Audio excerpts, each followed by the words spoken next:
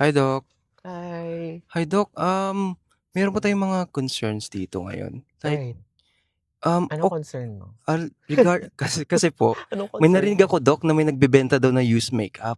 Yes po. Oh, Yeah. wow, wow, wow, And the wow. question is, safe po ba yun? Or may Mm. mga ano po ba? Ano Risk, pong no? magiging risk? I get. Um, so actually guys, hindi talaga recommended na mag-share ng makeup. And syempre mas lalo na pag ibebenta mo yun, hindi Mhm. pwede yun guys. Kasi Ay, accordingly, may mga studies tayong mm, nakita na contamination of used makeup mm. can go as high as even 90% or more. So, Wow, ibig sabihin, pag ginamit mo yung makeup, considered contaminated na yun. contaminated. So, there's a study, they tested used makeup and cosmetics, and they found strains of, Mm. may mga bacterial load Yes ng po. Staphylococcus and even E. coli. And alam mo naman, di ba yung E. coli? Yes po. It's a gut bacteria. Wow. So, parang sa tubig kasi 'pag may E. Mm. coli, it's like dinidrink mo yung tubig na may contaminated ng poops. That's how Oh, we, no. kasi I did a study about water Yes po. sanitation before, and yun yung, it's the same, like you can consider something, yun 'pag napunta sa lips mo yun, na if ever you contaminated, o Mm. basta yun. So, it can be contaminated with E. coli as well. Oh, no. And actually, there's one case, gumamit siya ng contaminated na eyeliner, and it was associated to a severe Pseudomonas corneal ulceration. Ibig sabihin yung mata niya, Mm. nagkaroon ng ulceration because of the Pseudomonas infection na nakuha niya from the eyeliner. Wow. So, yung mga things, like for example, di ba Yes mga po. lip products, minsan Yes po. nagte-test-test kayo sa mall, yung mga lipstick, ilang tao na yung gumamit nun. Mm.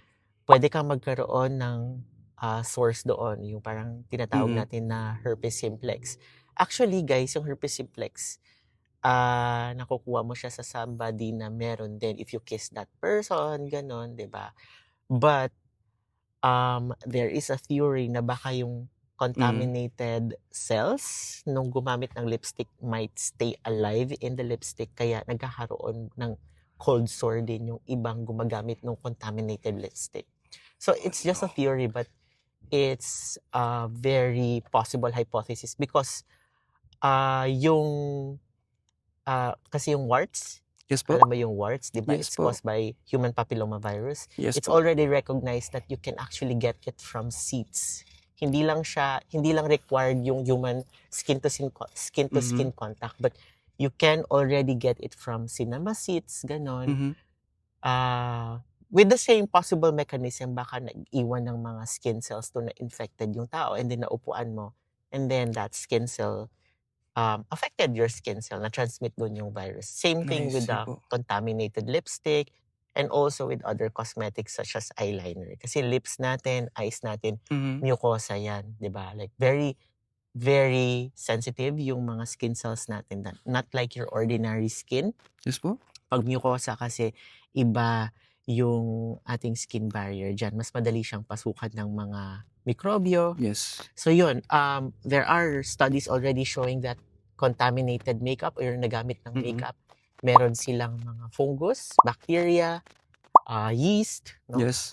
So, I do not really recommend it kasi bawal talaga siya, guys. So, if you Yes po. have your makeup is yours, huwag mo siyang i-share sa Right. iba kasi, Or wag ka ring gagamit yeah, so I don't sa iba. recommend buying used makeup, guys, no? Kasi siyempre siguro yung iba gusto makamura, 'di Mm. ba? Pero 'pag may nangyari sa atin, sa sa balat natin or something more serious than that, mas malaki pa yung gagastusin Yes natin, po. right?